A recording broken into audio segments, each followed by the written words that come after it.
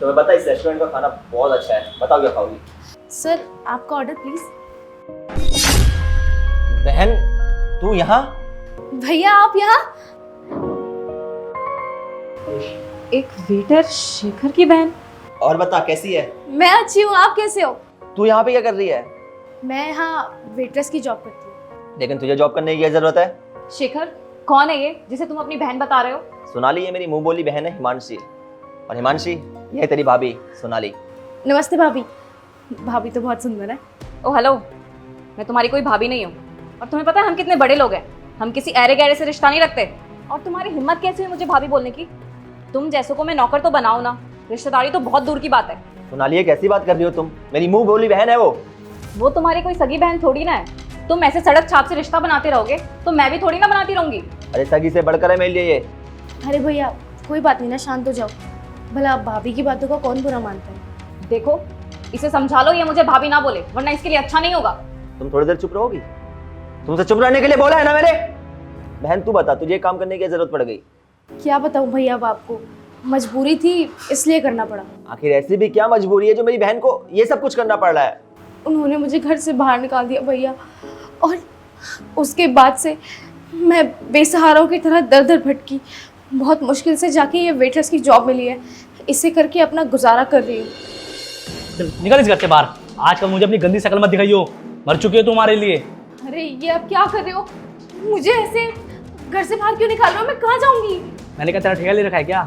है इस परिवार में तू चैन से रह नहीं सकती। अरे क्या हुआ, मेरे माँ बाप तेरे से नौकरों की तरह काम करवाते हैं तो तू इस घर में नौकरानी बनने के लिए आई है, लेकिन तू मेरे माँ बाप के आगे जुबान चलाती है। देख तू निकल जा। जब तक तेरा बाप था तुझे बर्दाश्त करता था क्योंकि डरते थे मुझसे, लेकिन अब किसी का डर नहीं है। चल निकल। अरे यार आप ऐसा कैसे कर सकते हो? आप एक बार सोचो ना, आपके अलावा मेरा और कोई नहीं है इस दुनिया में। मैं कहाँ जाऊँगी? अब तेरे बाप को समझ में आएगा कि उसने मेरे साथ बदतमीजी करके क्या करा। तेरा बाप मर गया और तुझे मैंने घर से बाहर निकाल दिया। यही मैं चाहता था। अब मेरे कलेजे को ठंडक मिलेगी। हमें नीचा दिखाता है। अब रख लो जितना पैसा रखना है, कुछ नहीं कर सकते तुम लोग। देखिए मेरे पापा की गलती की सज़ा मुझे मत दीजिए। मेरे पापा तो मुझे छोड़ के जा चुके हैं। आप मेरे साथ ऐसा मत करो प्लीज़, मैं हाथ जोड़ती हूँ। बाप की संपत्ति जब बच्चों को मिलती है तो उनकी गलती की सज़ा क्यों नहीं मिलेगी? मैंने तेरे से शादी सिर्फ इसलिए की थी ताकि तेरी प्रॉपर्टी मेरी हो सके। अब लीगली वो सारी प्रॉपर्टी मेरी। तू जा, मुझे तुझसे कोई मतलब नहीं है। और आज कल मुझे अपनी शक्ल मत दिखाइयो, समझी? निकल यहाँ से।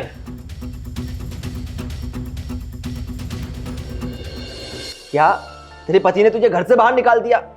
तूने मुझे क्यों नहीं बताया? क्या बताती भैया आपको? जहाँ अपनों ने साथ नहीं दिया अपनों का, वहाँ मुंह बोले रिश्तों से क्या उम्मीद लगाऊं मैं? बहन तू टेंशन मत ले। जिसने तेरी ये हालत की है ना, उसे तो मैं छोड़ूंगा नहीं। भैया छोड़ो ना, क्या पुरानी बातें लेके बैठ गए हो आप? वैसे भी ये सब बातें भाभी को बताना जरूरी थोड़ी ना है। ऐसे कैसे खुश है तू? आज के बाद तुझे ये सब कुछ करने की जरूरत नहीं है। आज के बाद तू मेरे साथ मेरे घर में रहेगी। ओ हेलो शेखर, ये क्या कर रहे हो? इस सड़क छाप को अपने घर में रखोगे? तुम्हारा दिमाग खराब हो गया है क्या? तुमने मुझसे नहीं पूछा एक बार भी? देखो तुम्हें जो भी रिश्ते रखने ना घर के बाहर रखो, घर में लाने की कोई जरूरत नहीं है। तुम्हें पता भी है कौन है और इसने क्या कुछ नहीं किया मेरे लिए। अच्छा क्या किया इस टीचर ने तुम्हारे लिए जो तुम इसे घर बुला रहे हो? मेरे पिताजी इनके वहाँ पर ड्राइवर की नौकरी करते थे।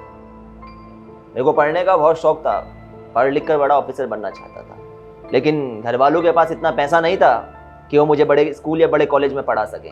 हिमांशी के पिताजी को पता चला ना कि मुझे पढ़ने का शौक है, तो उन्होंने मेरी पढ़ाई का सारा खर्चा उठा लिया।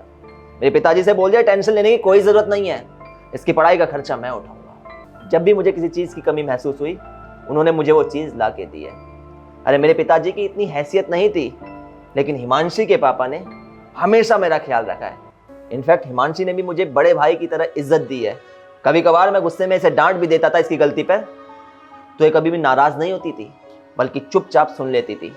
हम आज जो कुछ भी हैं सिर्फ और सिर्फ हिमांशी के परिवार की वजह से। अगर इनका परिवार ना होता ना, तो आज मेरे पास ये पैसा नहीं होता, ये लाइफ स्टाइल नहीं होता।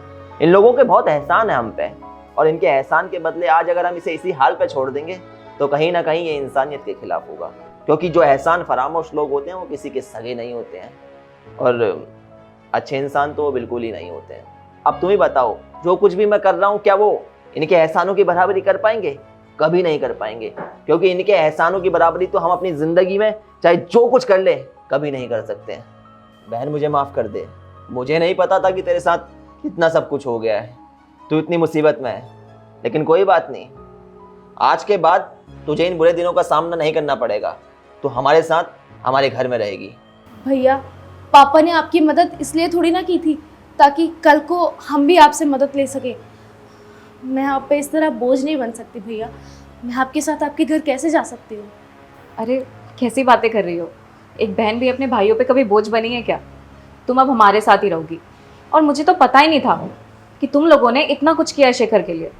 चलो घर चलो, और हाँ, हमारे साथ हमारे घर पे रहना, तुम्हें किसी चीज़ की कमी महसूस नहीं होगी। देख, अब तो तेरी भाभी ने ही बोल दिया है, प्लीज बहन चलना। ठीक है। आजा।